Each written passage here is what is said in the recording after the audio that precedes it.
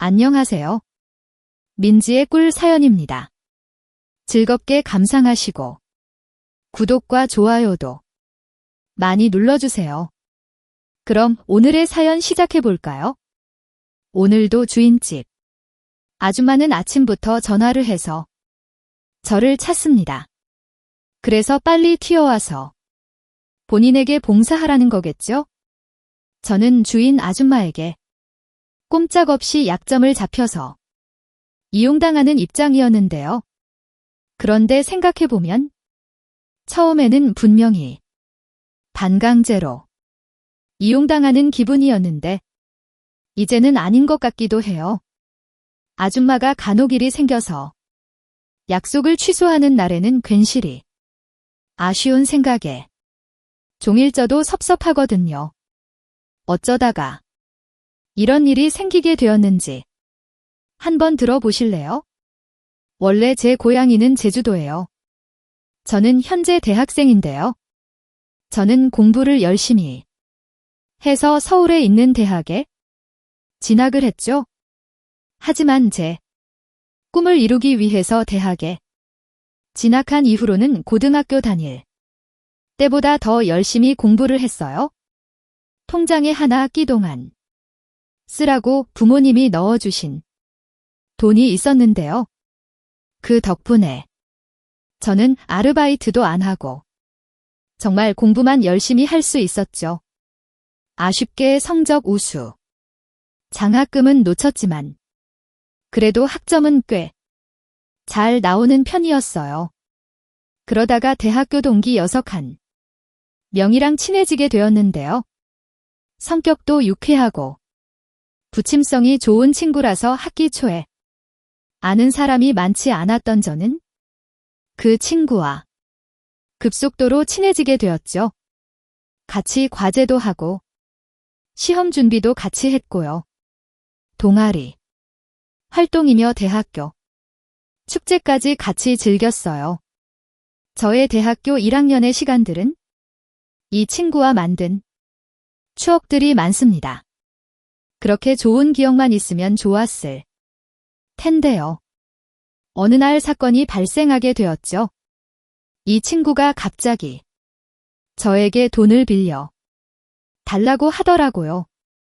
그래서 자기가 인터넷 게임을 하다가 빚을 지게 되었는데 집에는 이야기를 할 수가 없다고요.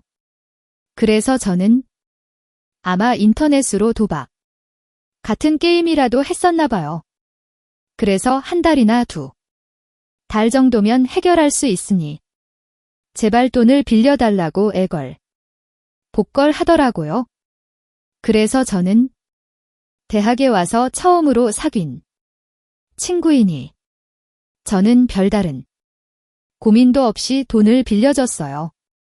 원룸, 월세도 내고 생활비 하라고 부모님이 통장에 넣어주신 돈이 있었는데요. 그래서 거기서 한 달 생활비만 빼놓고는 그 친구에게 전부 빌려주게 되었죠. 그 일이 1학년이 끝나갈 무렵이었는데요. 그런데 돈을 빌려준 이후로 이 친구 녀석이 언젠가부터 연락이 잘 안 되기 시작했죠. 저도 한 달 생활비만 남겨두었던 돈이 떨어져 가는 시점이라 친구에게 돈을 조금씩이라도 갚아달라고 했는데요. 그 친구도 당장은 여유가 안 되니 일자리를 구해서 돈을 빨리 모아서 갚겠다고 하고는 그 후로는 연락이 잘 되지 않았어요. 그래서 저는 너무 답답했는데 그래도 생활을 해야 하니까 편의점 아르바이트를 급하게 구해서 생활비를 벌어 쓰게 되었어요. 학교 공부가 우선이다 보니 오랜 시간 아르바이트를 할 수가 없었고요. 그래서 벌 수 있는 돈이 한 개가 있었거든요. 더 큰 문제는 원룸, 월세가 밀리게 되었다는 점이었어요. 저는 대학교에서 조금 떨어진 곳의 원룸 건물에 살고 있는데요. 2층은 6층 건물의 1층만 상가로 이용되고 있고 2층부터 6층은 전부 다 원룸으로 되어 있죠. 2층은 그 원룸. 건물의 주인은 어떤 아줌마였는데요. 저도 계약할 때 한 번인가? 보고는 그 후로는 본 일이 없어요. 큰 원룸. 건물을 갖고 있어서 부럽다는 생각은 들었죠. 50도 넘은 주인 아주머니는 조금은 무서운 이미지이긴 했는데요. 근데 월세만 밀리지 않으면 무슨 문제가 있겠냐 싶었죠. 그런데 이제 월세가 밀리니 이야기가 달라지기 시작했어요. 주인 아주머니는 아주 무섭게 월세 독촉을 하기 시작했죠. 월세가 2달 이상 밀리면 강제로 내쫓겠다고 언포를 놓으셨고요. 어떻게 해야 하나 고민을 아무리 해봐도 답이 나오지를 않더라고요. 그렇다고 집에다가 이야기를 하고 싶지도 않았어요. 제가 공부만 열심히 하고 있을 걸로 생각하고 계실 텐데 부모님에게 걱정을 끼쳐드리고 싶지 않았거든요. 결국 고민하다가 저는 아주머니께 사실대로 사정을 말씀드렸죠. 친구에게 갖고 있던 돈을 대부분 빌려줬고 지금은 돈을 돌려받지 못한 상황이라고요. 저도 알바를 하고 있지만 월세를 제때 낼 여유가 안 된다고 털어놓았어요. 월세를 몇 달만 참아주시면 친구가 돈을 갚는 대로 저도 월세를 몰아서 내겠다고 했죠. 주인 아줌마는 단호하게 안 된다고 하시더라고요. 그래서 한 달 안에 월세 밀린 걸 내든지 아니면 보증금에서 일부 제외하고 방을 빼라고까지 이야기하셨죠. 저는 아줌마에게 매달리면서 간곡히 부탁을 했지만 소용이 없었습니다. 5전은 부탁을 할 겸 아줌마 집으로 찾아갔는데요.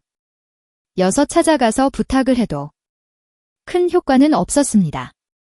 7 그리고 저는 어쩔 줄 몰라 하면서 거의 울듯이 있었는데요.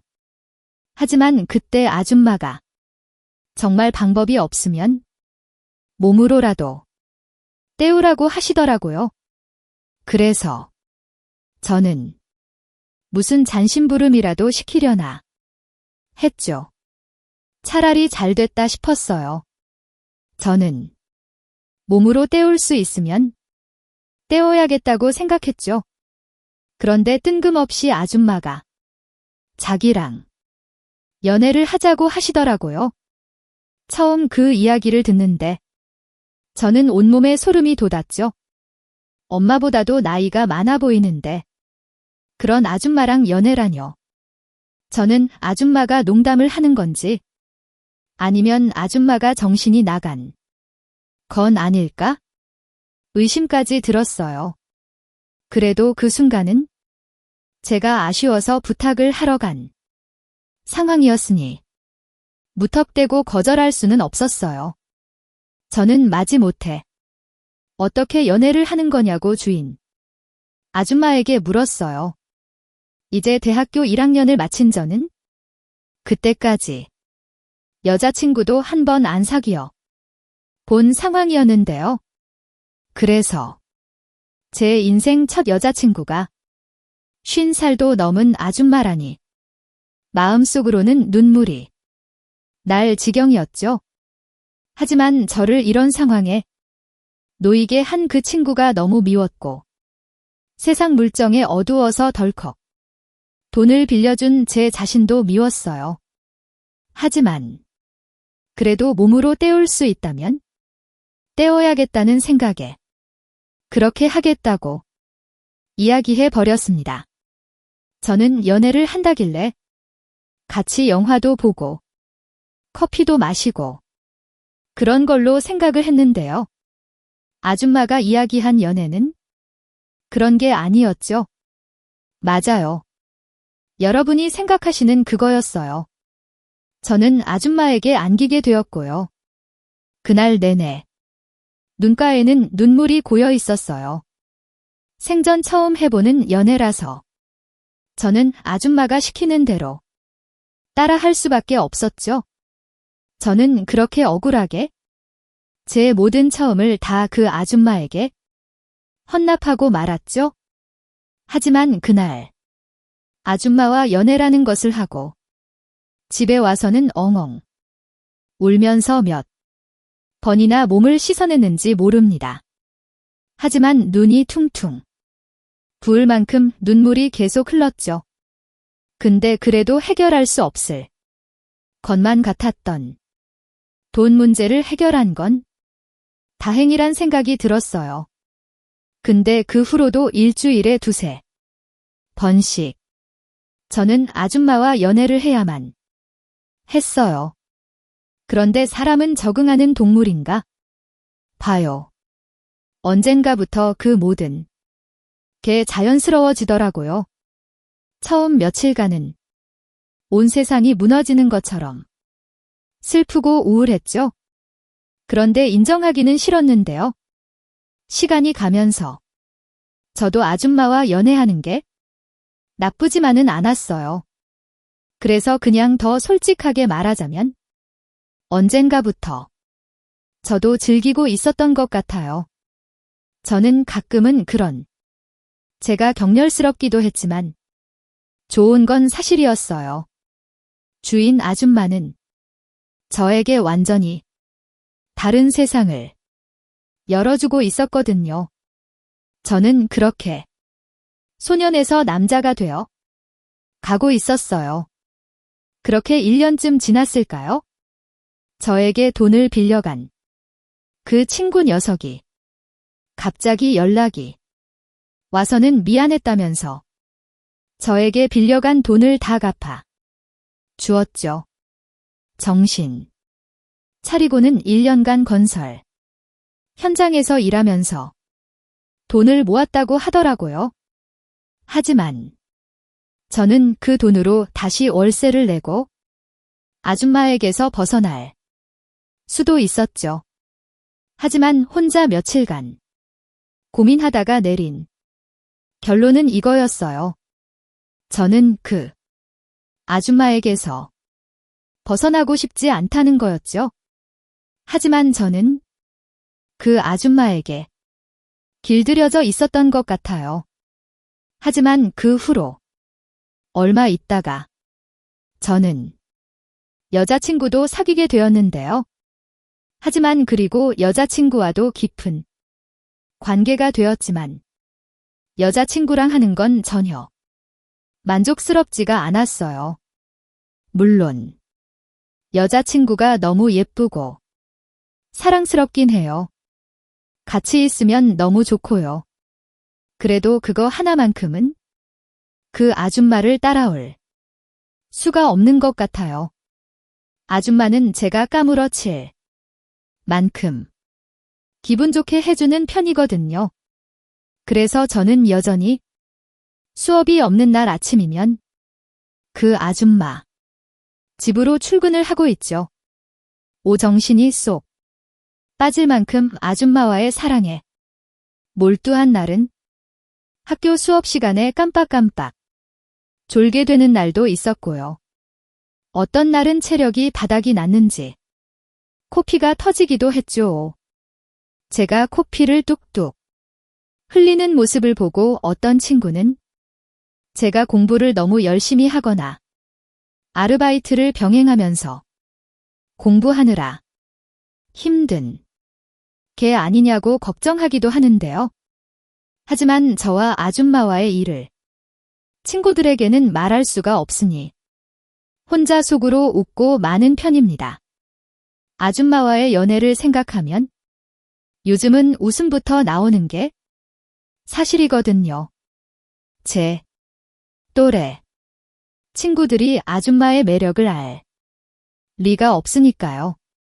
이번 방학에는 서울에서 공부한다고 얘기하고 집에는 안 내려갈 생각이에요. 그래야지. 아줌마랑 연애하면서 좋은 시간을 더 많이 보낼 수 있을 테니까요. 제 사연은 여기까지입니다. 들어주셔서 고맙습니다.